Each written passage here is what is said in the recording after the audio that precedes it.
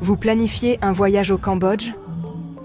Avant de réserver votre vol ou de faire vos valises, voici les choses les plus importantes à savoir. Le Cambodge peut vous émerveiller dès votre arrivée, mais il peut aussi surprendre les voyageurs qui le découvrent pour la première fois. Des règles de visa aux dépenses cachées, en passant par les différences culturelles et les erreurs à éviter, voici les 19 questions que la plupart des voyageurs se posent avant de visiter le Cambodge. Avec ses temples anciens, son riche patrimoine culturel et ses expériences inoubliables, le Cambodge est une destination qui vous marquera longtemps après votre départ. Mais si c'est votre première visite, cela peut aussi sembler un peu intimidant au début. C'est exactement pour cela que ce guide existe. À la fin de cette vidéo, vous vous sentirez mieux préparé, plus confiant et prêt à voyager avec moins de mauvaises surprises. Alors commençons par ce que vous devez savoir avant même de quitter votre domicile. Avez-vous besoin d'un visa pour le Cambodge? Pour la plupart des voyageurs, oui. Vous aurez généralement besoin soit d'un e-visa demandé en ligne avant l'arrivée, soit d'un visa à l'arrivée disponible dans les principaux aéroports et à de nombreuses frontières terrestres. Vérifiez toujours les exigences les plus récentes pour votre nationalité avant de voyager. Et une fois que c'est clair, une autre grande préoccupation pour la plupart des voyageurs est la sécurité. Le Cambodge est-il sûr pour les touristes? En général, oui. Le Cambodge est considéré comme une destination sûre pour la plupart des voyageurs, et les incidents graves sont rares. Cela dit, de petits vols peuvent survenir dans les zones fréquentées, surtout dans les marchés bondés ou dans la circulation. Gardez vos effets personnels en sécurité et restez vigilants, surtout lorsque vous utilisez votre téléphone dans la rue. Un peu de prudence peut faire toute la différence. Maintenant que la sécurité est abordée, parlons du moment idéal pour y aller.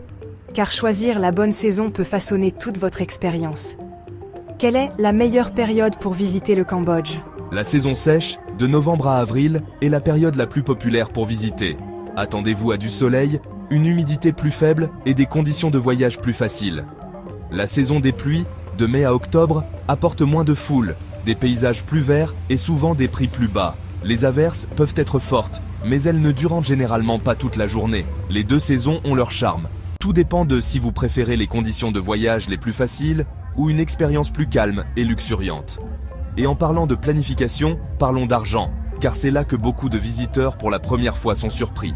Quelle devise devez-vous utiliser? Le Cambodge utilise à la fois le riel cambodgien et le dollar américain, bien que la monnaie locale soit de plus en plus utilisée. Les dollars sont encore acceptés presque partout, mais il est important de s'assurer que vos billets sont propres et en bon état, car les billets déchirés ou marqués peuvent être refusés. Vous pouvez recevoir de la monnaie en riel pour les petits montants, surtout dans les boutiques et marchés locaux.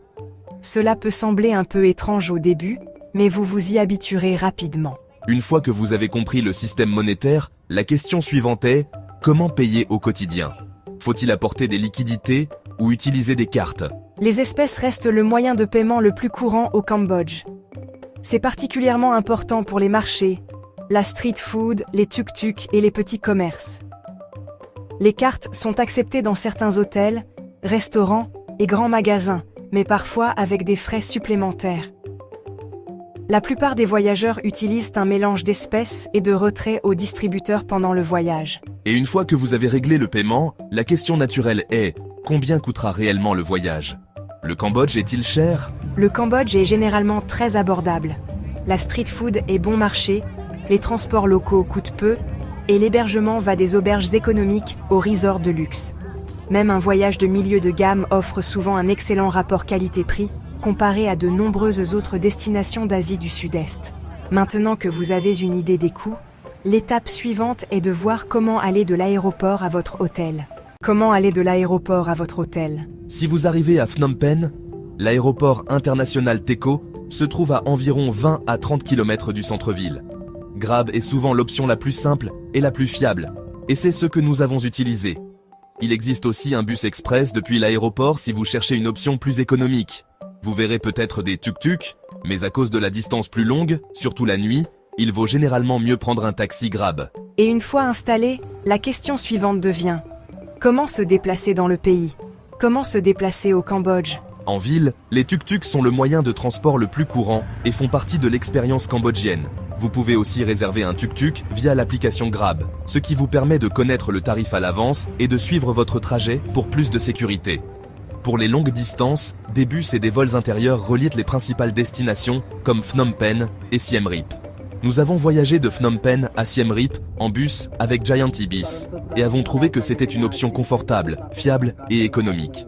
Se déplacer entre les villes au Cambodge est généralement simple et abordable. Et bien que les transports soient faciles, beaucoup de voyageurs se demandent aussi si c'est sûr lors des trajets quotidiens. Les tuk-tuks sont-ils sûrs ? Oui, les tuk-tuks sont généralement sûrs et sont l'un des moyens les plus agréables de se déplacer. Si vous n'utilisez pas une application, confirmez le tarif avant le départ.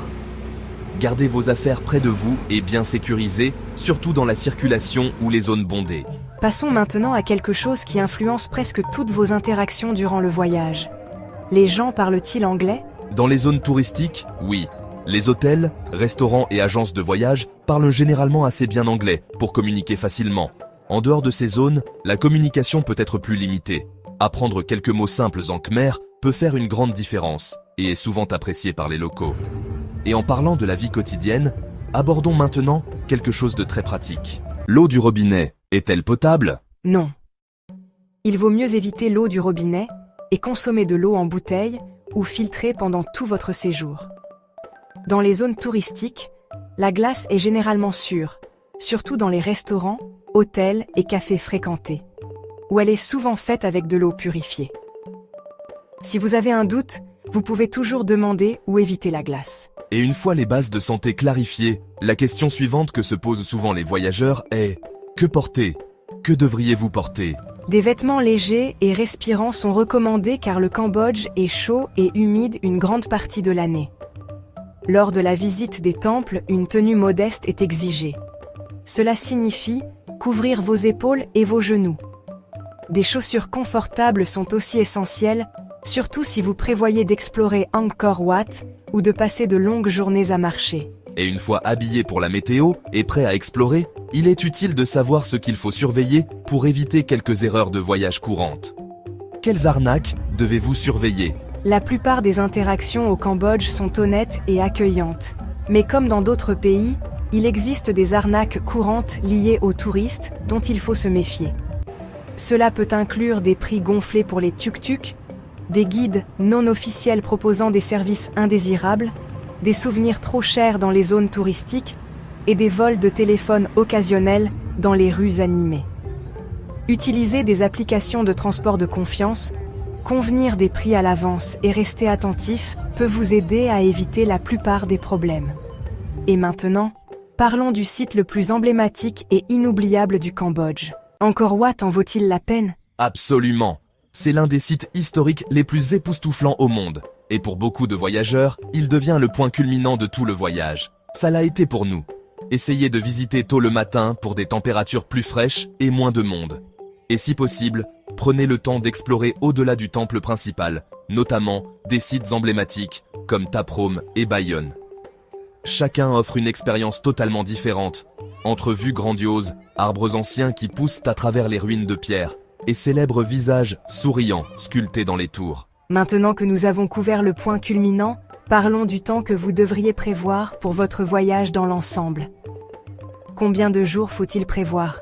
Pour une expérience plus complète du Cambodge, environ 10 à 14 jours est l'idéal. Cela vous donne suffisamment de temps pour explorer les principaux sites comme Siem Reap, Phnom Penh et même les îles du Sud sans vous sentir pressé.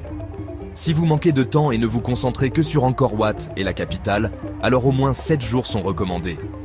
Il y a encore beaucoup à voir dans les deux endroits, donc plus vous avez de temps, meilleure sera l'expérience. Moins de temps, et vous pourriez avoir l'impression de n'effleurer que la surface de ce que le Cambodge a à offrir. Nous avons séjourné longtemps à Phnom Penh et Siem Reap, et nous avons vraiment adoré les deux. Chaque ville a son atmosphère unique et montre un côté très différent du Cambodge. Faut-il visiter Phnom Penh ou Siem Reap ? Si possible, visitez les deux. Siem Reap est plus calme et axé sur la culture, centré autour d'Angkor Wat et d'un rythme plus détendu. Phnom Penh est plus urbaine et offre un aperçu plus profond de la vie moderne cambodgienne et de son histoire complexe. Ce sont des expériences très différentes et les deux valent vraiment la peine. Et une fois votre itinéraire défini, beaucoup de voyageurs se demandent si le Cambodge est une bonne destination pour les voyageurs solo. Le Cambodge est-il adapté aux voyageurs solo ? Oui, Le Cambodge est très populaire auprès des voyageurs solos et des routards, ce qui facilite les rencontres dans les auberges, les tours et les zones touristiques. Des précautions de base suffisent généralement pour voyager en toute sécurité et confort. Et pour ceux qui voyagent en famille, il y a aussi de bonnes nouvelles. Le Cambodge est-il adapté aux familles ? Oui, surtout dans les grandes destinations comme Siem Reap et Phnom Penh. Les familles apprécient souvent les temples, les expériences culturelles et les diverses expériences uniques qu'offre le pays. Il est généralement préférable de voyager à un rythme détendu, surtout à cause de la chaleur, en particulier si vous voyagez avec de jeunes enfants. Et enfin, une dernière question pratique avant votre départ. Peut-on utiliser son téléphone facilement ? Oui, les cartes SIM locales sont faciles à acheter, abordables et disponibles dans les aéroports ainsi que dans de nombreux magasins à travers le pays. Vous pouvez aussi utiliser une eSIM si votre téléphone est compatible, ce qui vous permet d'être connecté dès votre arrivée, sans avoir besoin d'une carte physique. Les données mobiles sont généralement fiables dans les villes et dans la plupart des zones touristiques, ce qui facilite grandement la navigation, la communication et la réservation de vos transports pendant votre voyage. Le Cambodge est l'une de ces destinations qui restent avec vous bien longtemps après votre départ. Entre temples anciens, villes vibrantes, habitants accueillants et expériences inoubliables, ce pays a cette capacité unique de surprendre les voyageurs de la plus belle des façons. Nous espérons que ce guide vous a aidé à vous sentir mieux préparé et plus confiant pour votre voyage. Et maintenant, nous aimerions beaucoup vous entendre. Si vous préparez un voyage au Cambodge, qu'est-ce qui vous rend le plus curieux ou le plus nerveux? Ou, si vous y êtes déjà allé, qu'est-ce qui vous a le plus surpris? Partagez vos pensées et vos expériences dans les commentaires ci-dessous. Merci d'avoir regardé. N'oubliez pas de consulter la vidéo connexe sur votre écran pour du contenu plus fascinant. Explorez notre chaîne pour encore plus de vidéos passionnantes. Si vous avez trouvé cette vidéo utile, n'oubliez pas d'aimer, de partager et de vous abonner à Globe Gazette pour d'autres histoires incroyables. Votre soutien compte énormément pour nous. Nous avons hâte de vous retrouver dans la prochaine vidéo.